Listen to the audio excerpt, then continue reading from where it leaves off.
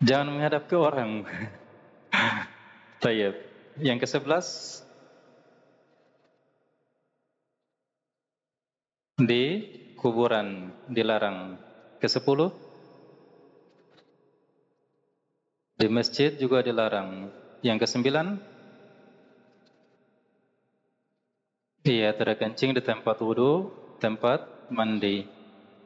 Ke-8 di mana? Di air yang tergenang tidak boleh. Yang ke-7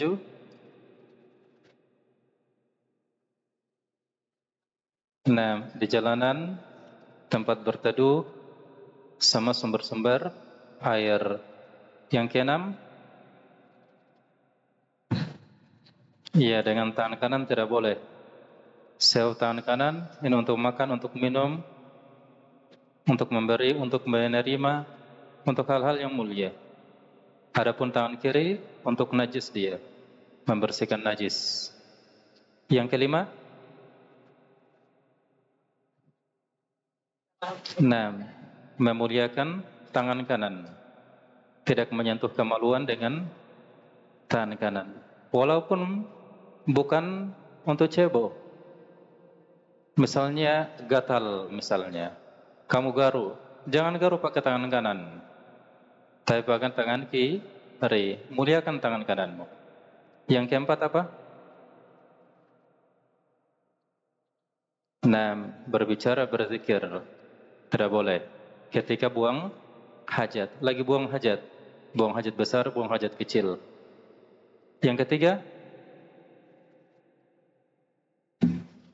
menghadap arah angin, sebab dikhawatirkan terbang kembali ke badan atau ke kain. Yang kedua,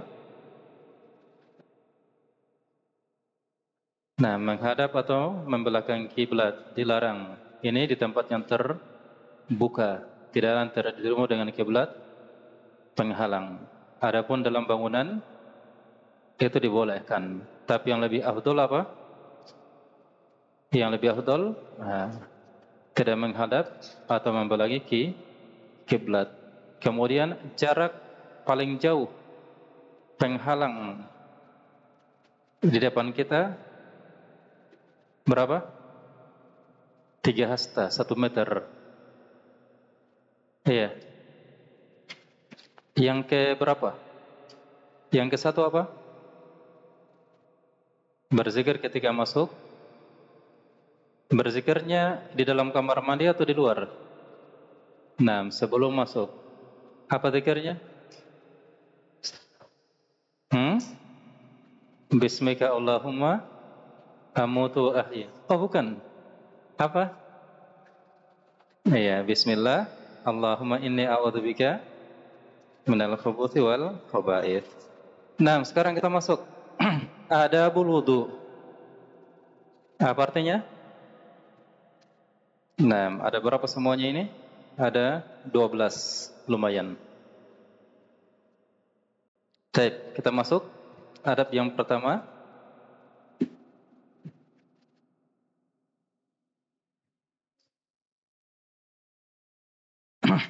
At-tasmiyatu alal wudu.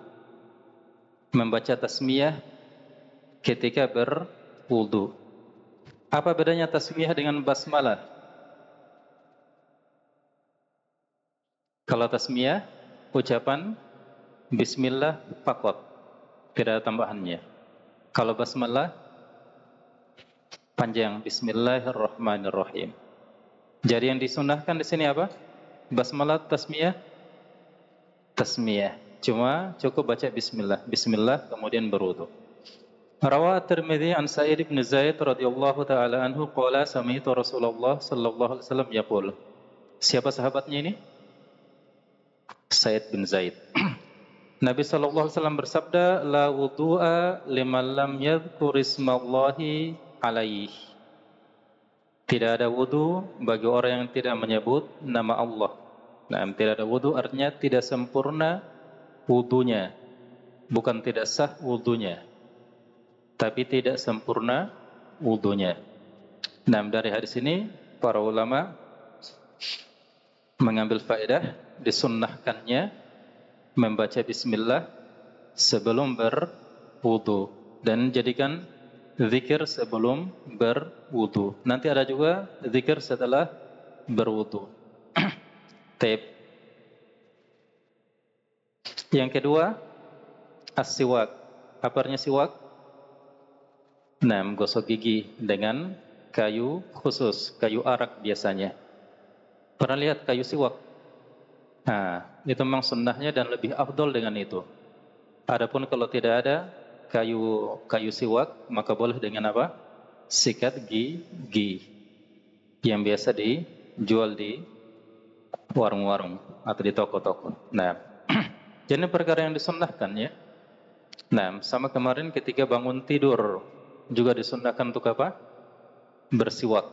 Sekarang ketika berwudu juga mau berwudu disunnahkan untuk bersiwak.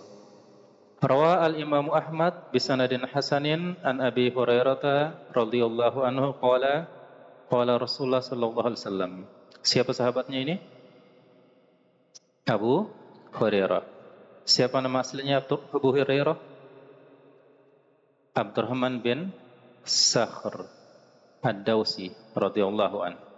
Rasulullah sallallahu alaihi wasallam bersabda, "Laula an asyqa ala ummati la amartuhum inda kulli salatin biwudu'in aw ma'a kulli wudu'in siwakun. Wa la akhartu isya al-akhirati ila thuluthil lail." Seandainya tidak memberatkan umatku, maka saya akan perintahkan setiap kali mereka hendak solat dengan wudu atau dengan setiap kali hendak solat atau setiap kali hendak berwudu untuk bersiwak, menggosok gigi. Dan juga saya akan mengakhirkan solat isya itu di sepertiga malam. Maksudnya sepertiga malam yang pertama, akhir dari sepertiga malam yang pertama. Nah, ala kulli syai' atau syahidnya di sini beliau sebutkan. Nah, bahwasanya beliau itu sangat berharap ingin memerintahkan umatnya untuk bersiwak setiap kali hendak berwudu. Nah, begitu pula ketika mau sholat, mau wudu, mau sholat, itu dianjurkan untuk berwudu, bersiwak. Nah, jadi kita lihat di sini ya bagaimana perhatian Islam terhadap kebersihan, terutama kebersihan mulut dan gigi. Minimal kalau setiap kali mau sholat, berwudu itu minimal 5 kali dalam sehari. Ya kan? Mau sholat subuh, mau sholat asar, mau sholat zuhur, mau sholat asar, mau sholat maghrib, mau sholat isya. Atau mungkin ada yang gabung wudunya antara maghrib dengan isya. Berarti minimal 4 kali dia menggosok gigi dalam sehari. Jadi kita lihat ya bagaimana perhatian Islam. Kalau dokter gigi menganjurkan kita sikat gigi berapa kali? 2 kali. Bangun tidur sama sebelum tidur. Nah, kalau Islam lebih dari 2 kali.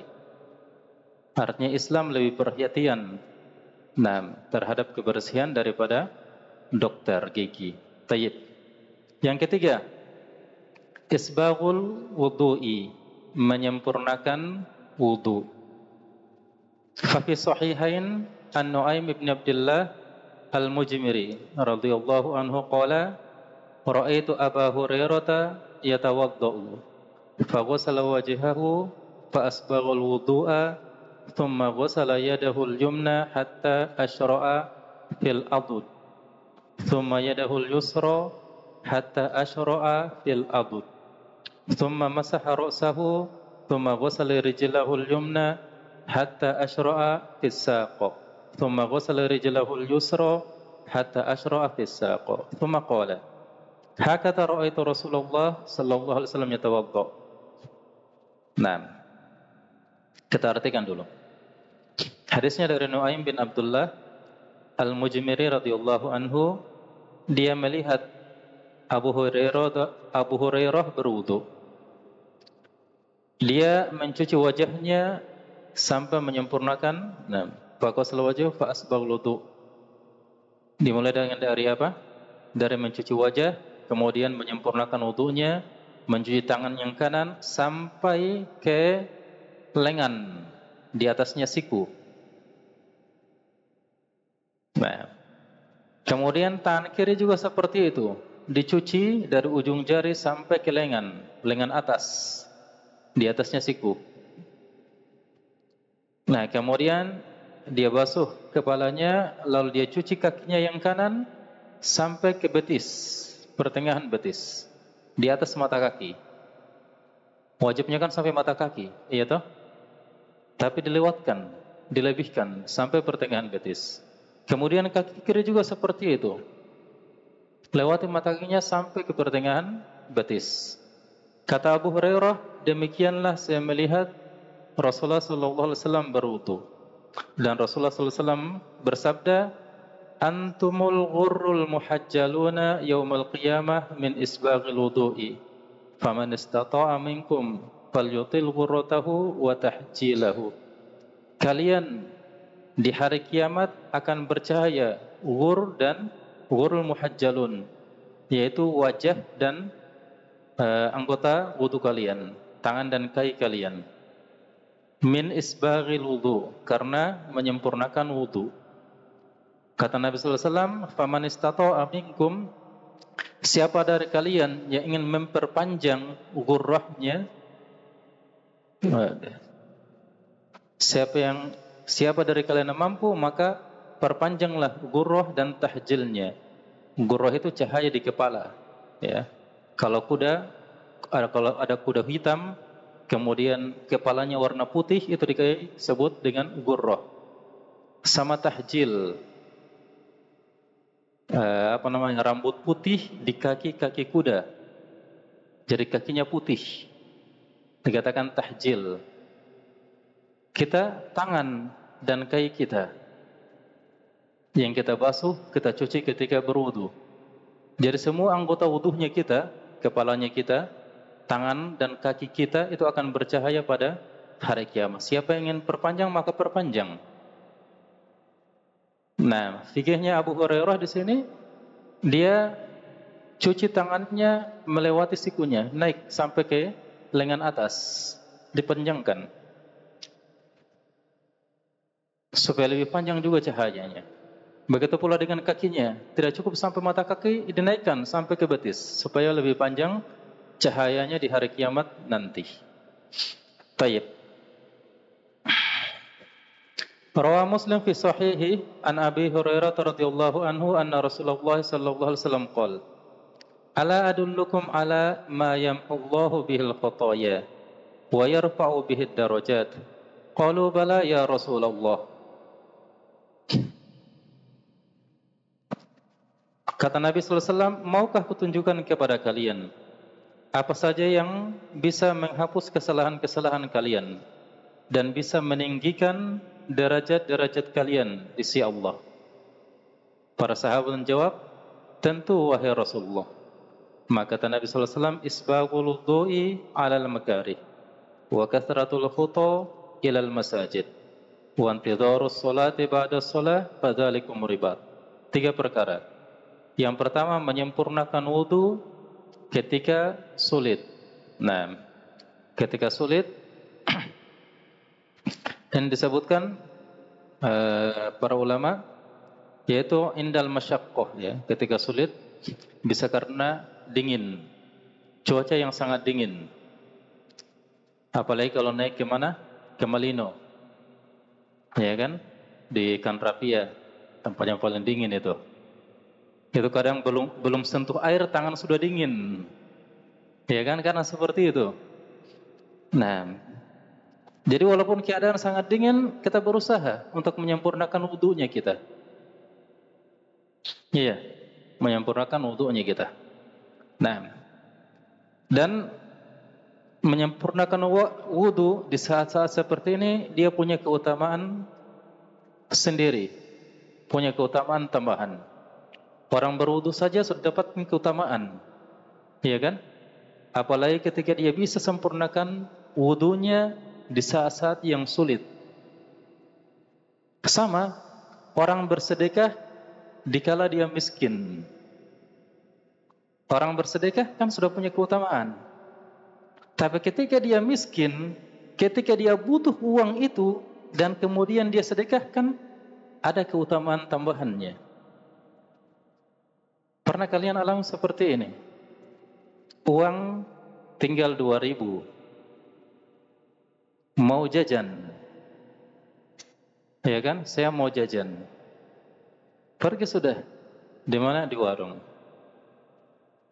Belum sampai warung, lihat ada temannya duduk, loyo dia.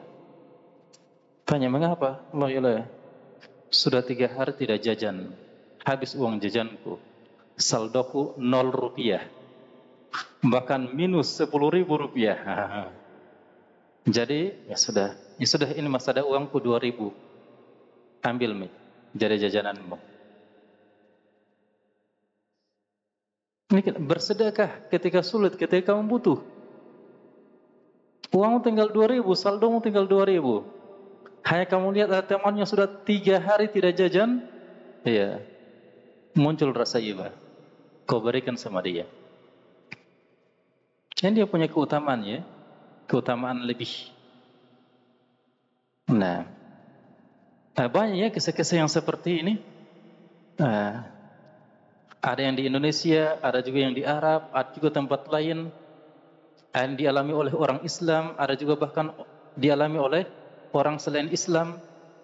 Mereka mendahulukan orang lain daripada diri mereka sendiri. Ada ojol pernah cerita waktu buka puasa, waktu waktu Ramadan dia mau buka puasa, tapi tidak ada uang, belum dapat penghasilan, belum dapat orderan, sudah masuk waktu maghrib, bingung dia. Nah, hanya bisa bahkan dia mau beli Indomie saja itu tidak cukup uangnya untuk beli Indomie. Akhirnya tiba-tiba dipanggil ya sama seorang kakek tua. Mengapa mas? Saya mau katanya mau buka puasa tapi tidak cukup uangku. Ya sudah, ke rumah saja. Ke rumah langsung dihidangkan makanan. Makan sudah. Ternyata di belakang pintu, hordennya pintu, ada istri dan anaknya ini bapak. Itu piring makanan yang mereka makan, sebenarnya itu makanan untuk anak istrinya. Cuma itu juga saja makanannya mereka, dikasih untuk tamunya.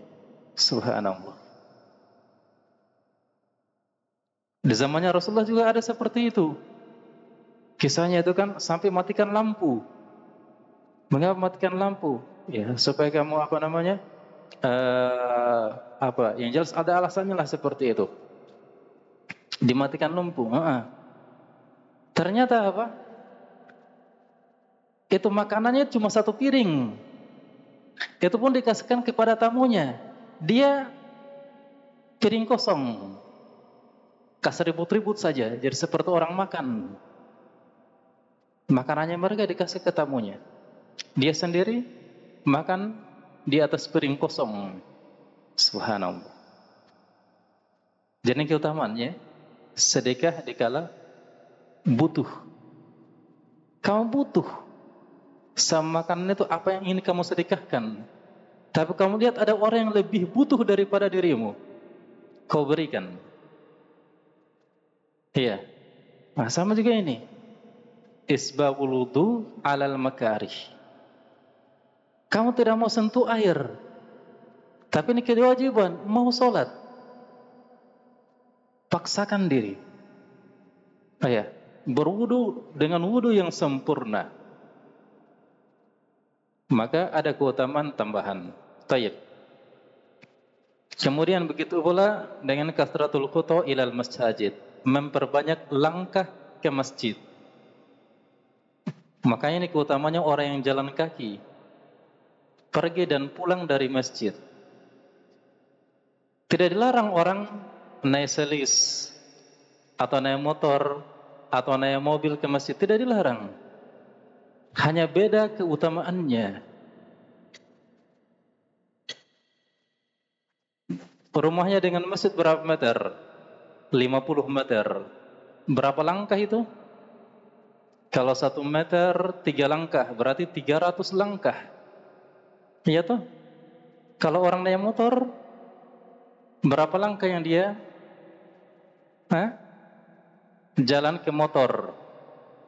Sama turun motor masuk masjid. Itu saja. Sedikit keutamaan yang dia dapatkan.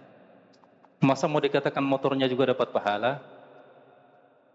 Binatang-binatang di hari kiamat itu mereka akan dijadikan debu. Dibangkitkan oleh Allah di hari kiamat. Dibalas. Kambing yang ditanduk sekarang dia yang menanduk. Iya. Rusa yang diterkam sama harimau atau singa, sekarang dia yang menerkam harimau. Dibalas. Setelah dibalas, kunu turoba, jadilah kalian semua tanah, rata dengan tanah. Orang-orang kafir lihat seperti itu, wah, aduhai. Nah, seandainya saya juga seperti binatang. Setelah dibalas langsung jadikan tanah. Tidak mau masuk neraka mereka. Kalau motor dibangkitkan tidak di hari kiamat? Tidak kan? Makanya motor tidak dapat pahala. Selismu juga yang biasa bawa selis, bawa sepeda, mereka juga tidak akan dibangkitkan di hari kiamat, tidak dapat pahala. Jadi pahalamu ya cuma jalanmu ke motor, naik motor, kemudian turun, masuk masjid. Beda orang yang jalan kaki, walaupun jauh. Bahkan disebutkan kisah sebagian sahabat ketika dekat masjid, dia kelilingi masjid dulu.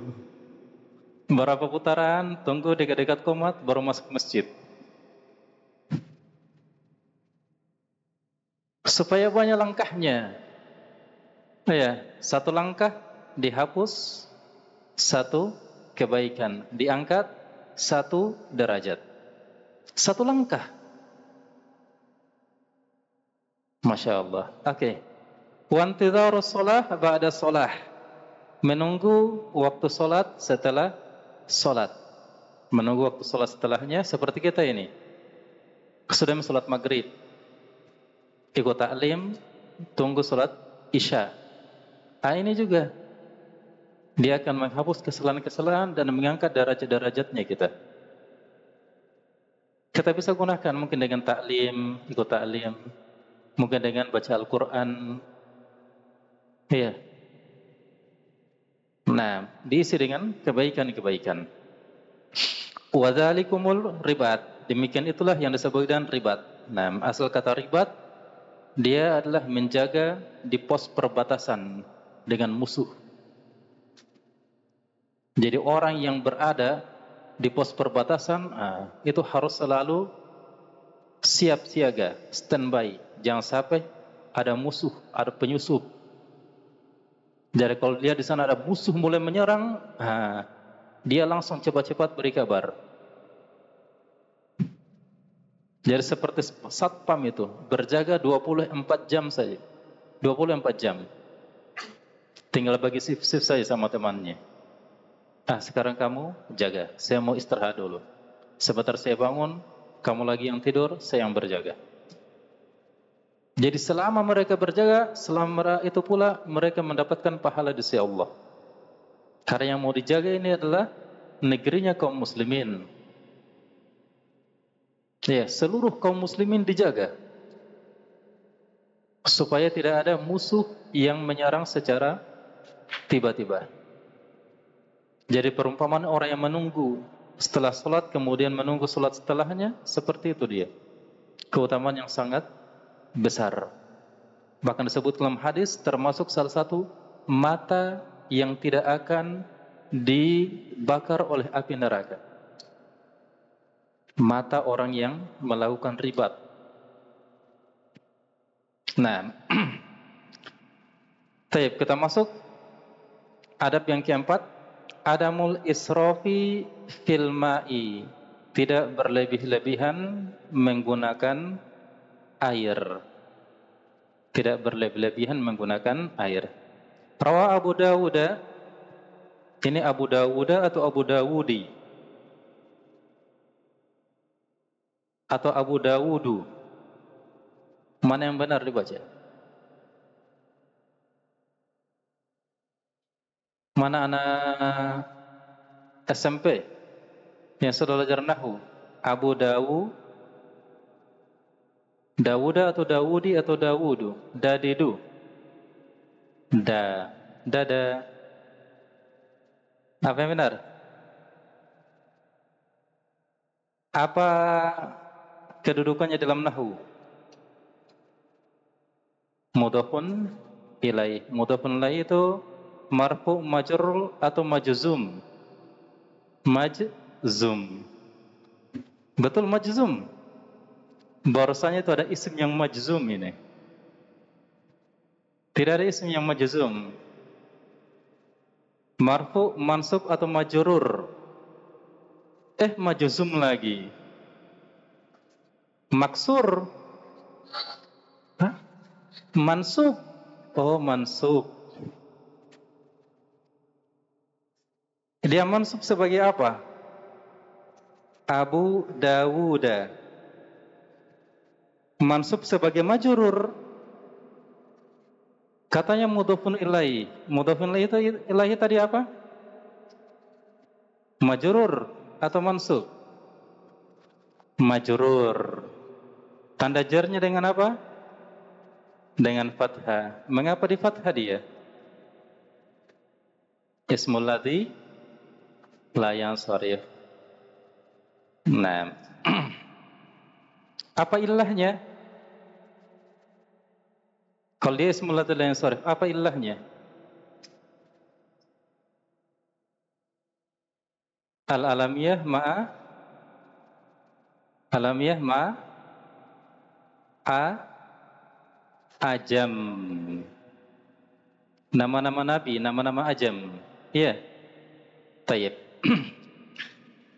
Kita lanjut. Bisanadin sahihin an Abdullah ibni Mughaffal radhiyallahu anhu annahu sami'a ibnahu yaqul Allahumma inni as'aluka al-qasral abyadha an yaminil jannah idza dakhaltuha.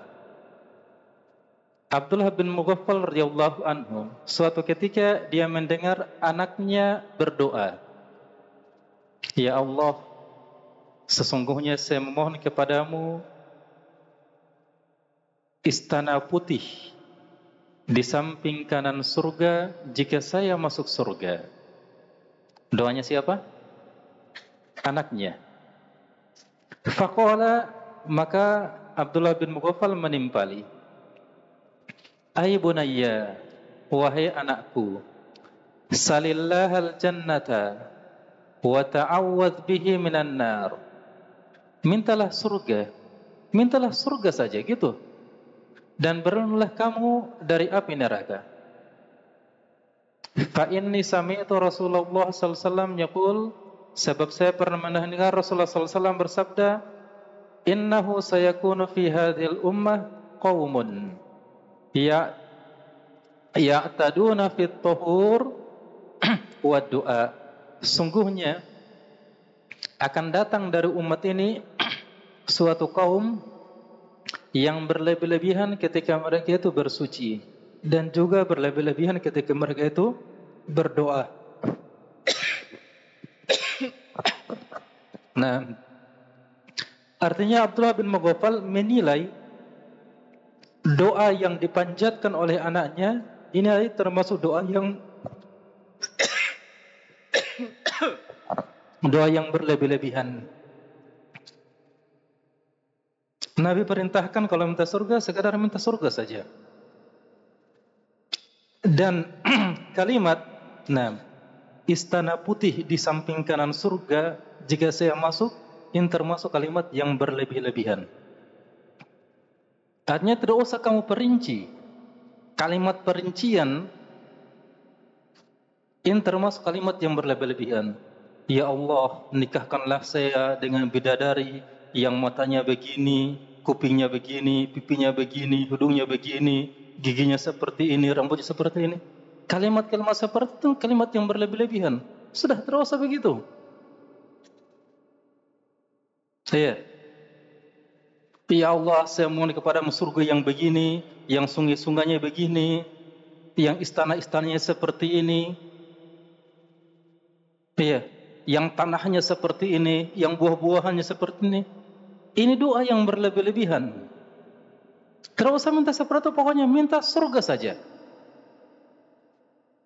Sebab kalau kamu sudah masuk surga, fiha ma tashtahihil anfus wa talazzul a'yun.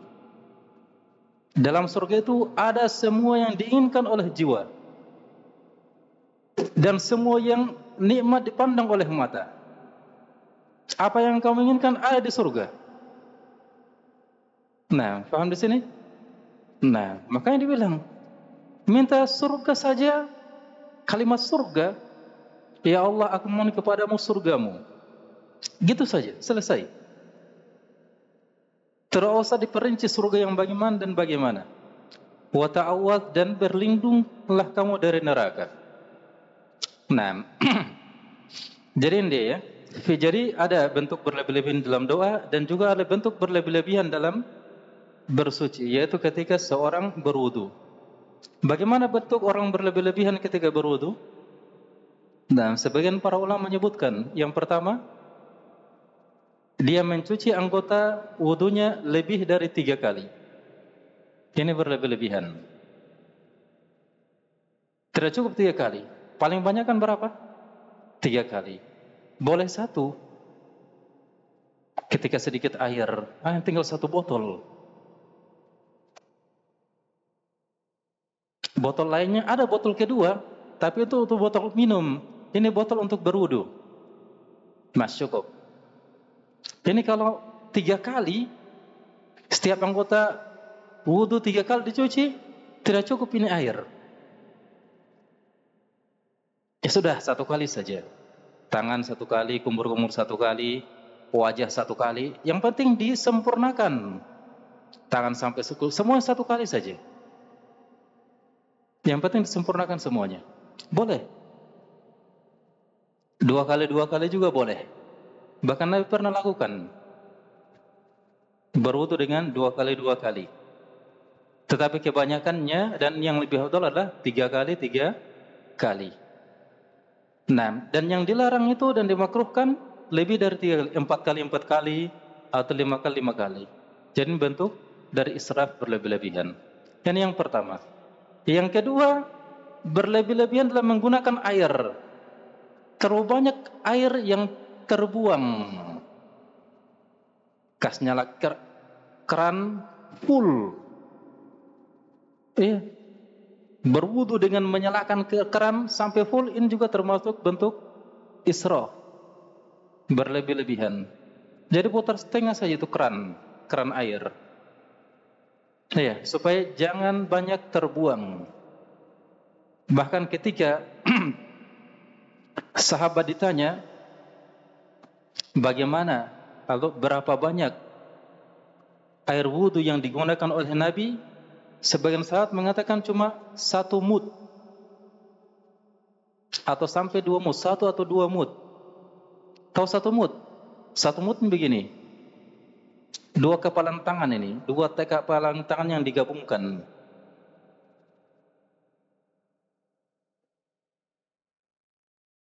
Sekitar 1/4 liter, 250 mililiter ya. Ya, macam itu. Ya. Sekitar itu saja. Paling banyak setengah liter. Kalau kita mungkin ya 1 gayung lah gitu. 1 gayung cukup. Dari tangan sampai kaki. Itu saja, ditakar. Jangan terlalu banyak buang-buang air. Bukan karena mahal air ya, tapi memang kita dididik. Wala tusrifu innallaha la yuhibbul musrifin. Janganlah kalian berlebih-lebihan, sungguhnya Allah tidak menyukai orang yang berlebih-lebihan. Taib yang kelima, ghuslul kaffain, mencuci kedua telapak tangan. Nah, jadi ini di awal ya, sebelum sebab yang namanya rukun-rukun wudu, sebagaimana disebutkan dalam Al-Quran itu kan mulai dari wajah. Faghsilu wujuhakum wa aydiyakum ilal marafiq wamsahu biru'usikum wa arjulakum ilal ka'bain. Jika kalian berwudu maka cucilah wajah kalian. Dimulai dari wajah, kemudian tangan sampai siku, kemudian kepala, kemudian kaki sampai mata kaki. Terus mencuci tangan, telapak tangan dan kumur-kumur, itu hukumnya apa? Dia bukan rukun wudu, tapi dia termasuk sunnah-sunnah wudu. Maka disebutkan di sini. Di antara adabnya yaitu mencuci tangan. 6. Fa fi sahihain an Abdullah bin Zaid bin Asim al-Ansari radhiyallahu anhu fi wasfi wudu'i Rasulullah sallallahu alaihi wasallam. Fada'a bi'ina'in fa akfa'a minha ala yadayhi fa ghussalahuma thalathan. Dari Abdullah bin Zaid bin Asim al-Ansari, ketika beliau menceritakan sifat atau kaifiat wudunya Rasulullah sallallahu alaihi wasallam, maka beliau pun meminta bi'ina'in, satu timba air, fa'akfa'a minha ala yadayhi, kemudian beliau tuangkan di atas tangannya, kemudian mencucinya 3 kali. 6. Begitu pula al-madmadah wal istinsyaq min kaffin wahidatin. Ini yang ke-6. Kumur-kumur dan memasukkan air ke hidung dari satu cidukan air. Artinya satu cidukan air itu untuk untuk kumur-kumur dan memasukkan air ke hidung. Ini sunnahnya. Sebagaimana hadis fi sahihain an Abdullah bin Zaid bin Asim al-Ansari fi wasfi wudu'i Rasulullah sallallahu alaihi wasallam, thumma adkhala yadahu fastakhrajaha famadmada wastanshaqa min kaffin wahidatin fa fa'ala dzalika thalathan. Setelah beliau, kemudian beliau memasukkan air dan memasukkan tangannya ke timba, mengeluarkannya, kemudian beliau berkumur-kumur dan memasukkan air ke hidung dari telapak tangannya itu. Ya, beliau melakukannya sebanyak 3 kali. Jadi tidak dipisah ya. Ambil air, kumur-kumur 3 kali, setelah itu ambil air lagi, masukkan air ke hidung. Tidak.